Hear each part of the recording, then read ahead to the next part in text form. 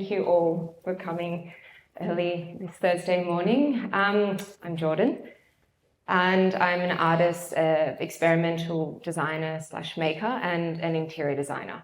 And these are the hats I wear today, and I've worn quite a few over the years, which I'm sure a lot of you in the audience have also. This morning I am exploring the theme of treasure and how I feel and think it relates to my creative practice and also my life. So treasure is traditionally inherently tied to the notion of value, something we personally consider important, desirable, and put it on a pedestal. So when I started thinking about treasure for myself, I thought of Pirates of the Caribbean and fish fingers, someone walking around with a map upside down, scratching their head, and the actions of digging, searching, and looking.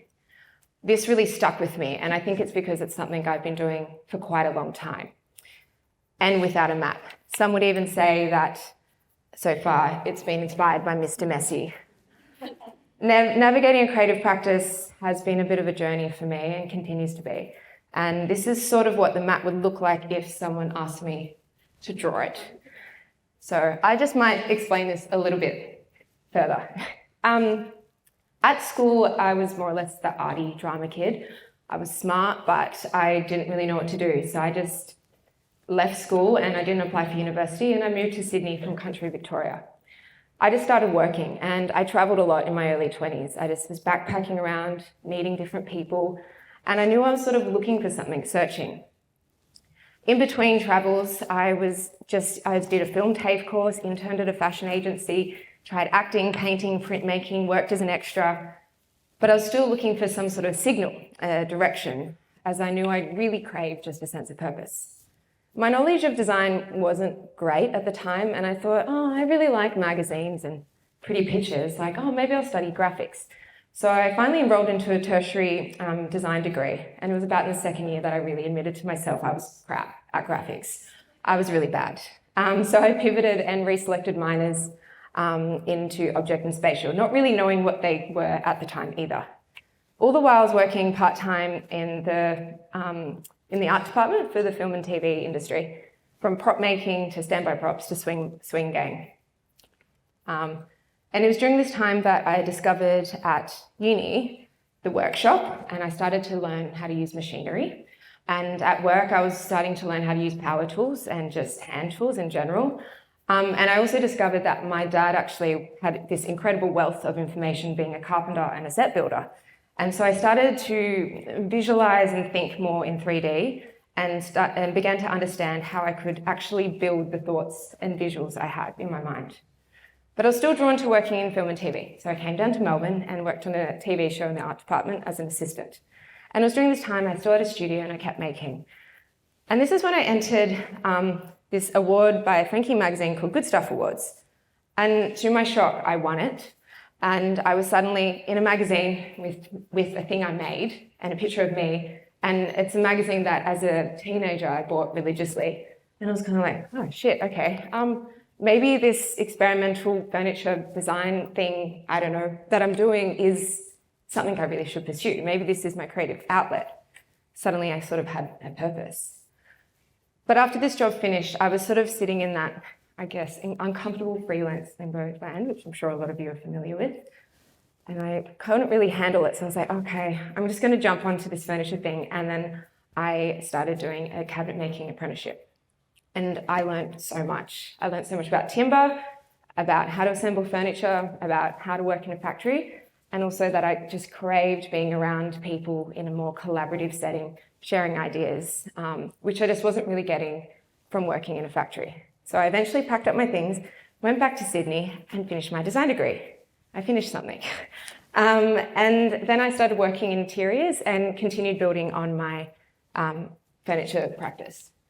It was Studio Edwards, who are an architecture and design firm here in Melbourne, that run Alt Material, and they're sort of open calls for submissions for their various exhibitions. And it was them who really sort of taught me about this whole notion of material exploration and really pushing the limits and doing some wacky things. And I think it was this connection that made me realize how much of the community is down here in Melbourne and what brought me back to living here. And this is a piece done recently in collaboration with Dean Norton and Lee Welsh, who are in the audience today. So the journey isn't exactly conventional, linear, or unfamiliar, and it's not without its complications. But I guess this is what a journey can look like when there's no map, and you're not really sure what the treasure is, and you're not sure where to find it, but you know you want to find it. And when I started to sit down to write for this talk, I was like, oh, so what's the treasure this whole time that I've been looking for? Well, what am I still looking for? And that is when I realized that I have it already, and I have a lot of it, and I've collected it over the past 10 years, and I carry it around with me every day. At the moment, these are my most treasured items to my practice in everyday life. The creative community and friends around me, the treasure of process, and the openness to just jump at an opportunity. One of the biggest lessons I've learned and most valuable treasures I have to my creative practice is the friends and colleagues that you have around me, many of whom are here today, which is very humbling. I would not be here without the incredible support and knowledge of these people. So I'm just going to pick one story, because there's so many, about my friend called Seb. Seb is a carpenter, he's an artist, and he's also a sculptor in the big films, and we met a long time ago on a TV show. But a couple of years ago, I was chatting to him and a bunch of friends, just catching up about an exhibition I was part of. And I was thinking about this work, and I was like, oh, it's like this three-legged thing, and it like kind of is a lamp, and I just don't really know how to make it. I was sort of familiar with timber and metal, but that was kind of my extent of how to make things. And Seb's like, oh, I know how to make that. Like, you just build an armature wire, and then we can like create this plaster sculpting stuff, and we can sculpt over it. And I was like, okay, that sounds cool.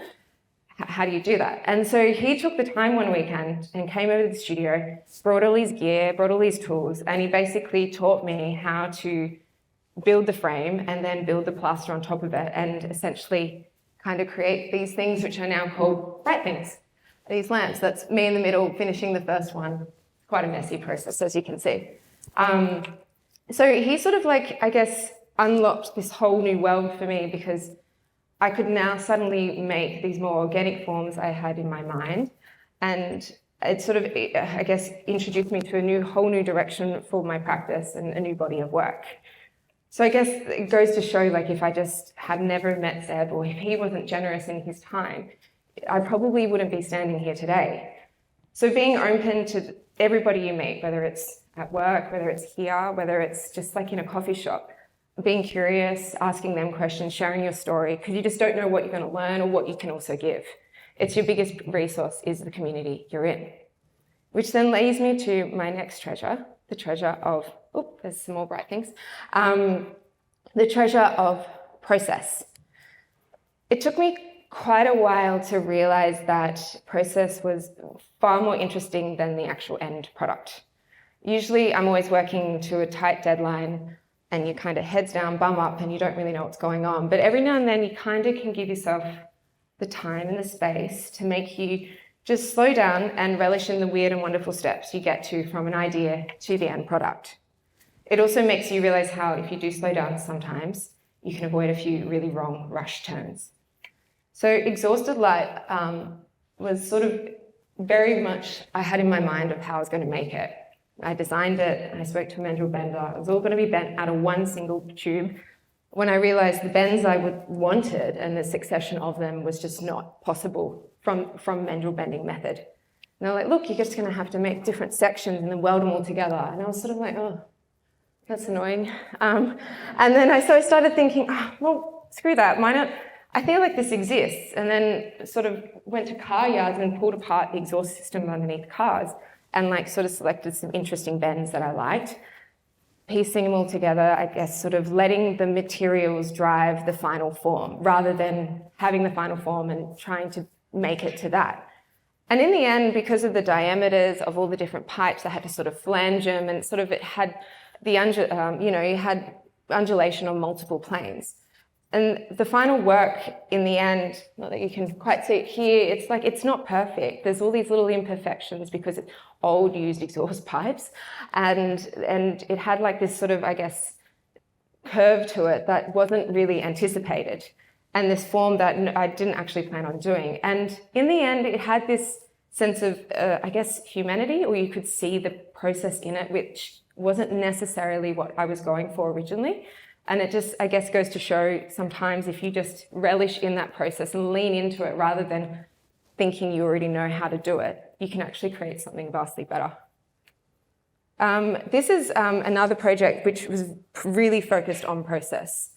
And it's probably not the most glamorous piece of work I've ever made, but I think it was an important part of the important learning journey. So I had this idea to make a work from a single geographical location, sourcing the materials, the labour, the tools, the brain power, manpower, all in one spot.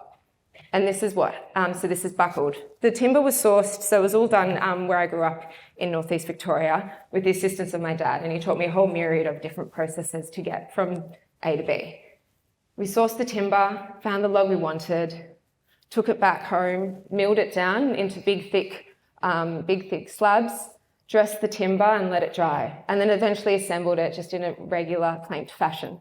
Then carving around the edges, like going around knots, bits that I wanted to skip out, and then ended up spoke shaving the underside, and then just using bush poles again, just found up the back as the legs for a mortise and tenon joint, and then actually making a leg also out of quartz, which in country Victoria, all the hills are sort of dotted with these giant chunks of quartz.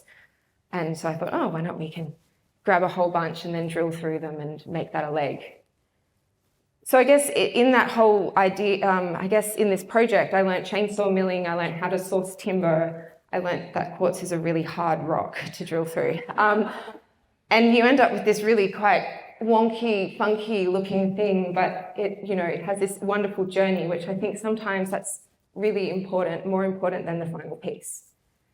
My friend Marlo Leiter, who's also a designer based in Sydney, she came to me at the end of last year and she was like, oh, I've got this idea for an exhibition. And it's all about the process, and it's asking participants to just pick a concept or a material exploration without the actual end product in mind and just start exploring. And I thought, okay, cool, this sounds fabulous.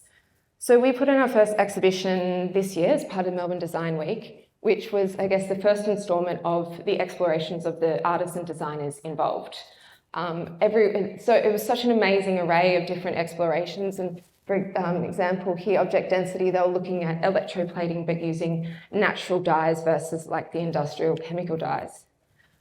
It was great being there for the duration of the exhibition, because so many people came in and sort of, there were so many conversations more about the process rather than the final outcome of what it was going to be. And people were just sort of amazed at all the different things that you could actually make with stuff.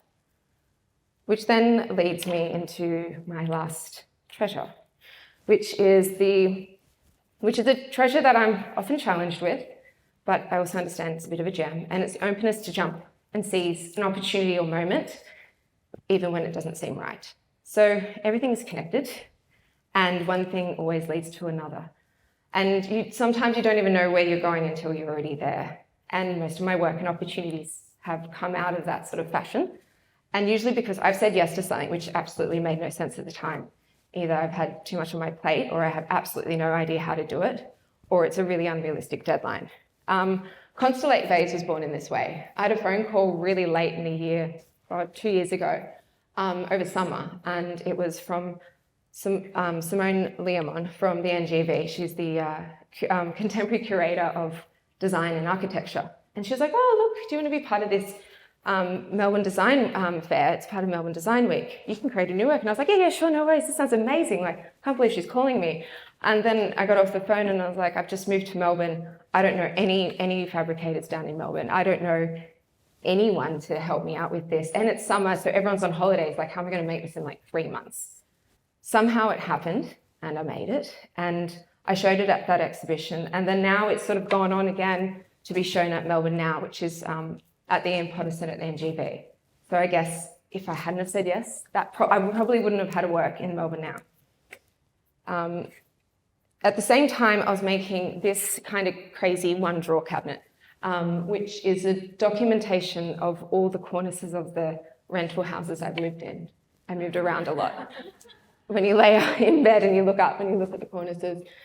And this was for an exhibition called Self-Portrait, run by Dale Hardiman and Tom Skeen. Dale actually was last month's speakers, which a few of you I'm sure came to. And he's an incredible guy. So I met Dale years ago at some sort of casual mentor sort of session, and I went to his old studio in Richmond, and I thought, oh wow, this guy's quite amazing. And over the years, he sort of like put on open calls for exhibitions, and I sent off my ideas and didn't quite get there. And then eventually he actually asked me to be part of Self-Portrait and asked me to do this work, and sort of, I guess, guided me through the process of creating this work, which I would never have really made ever in any other context. It's quite extreme. But this, after showing it, this work was collected, it went to a private collection, and then now I'm making a light version for a hotel. Again, it was done at the same time as the other piece, and it was extremely busy, but it was this opportunity of just saying yes when it really just didn't seem right, and then it sort of led on to so much more. And so maybe you have to be a bit touch crazy, and ignorance is often bliss, but it's these moments of crazy or feeling out of depth that sometimes you can really create something special, like being here today. It was really difficult for me to process and have the confidence to talk to you all, so I'm very thankful, and thank you all for the support, and I'm feeling really lucky to be standing here. So thank you.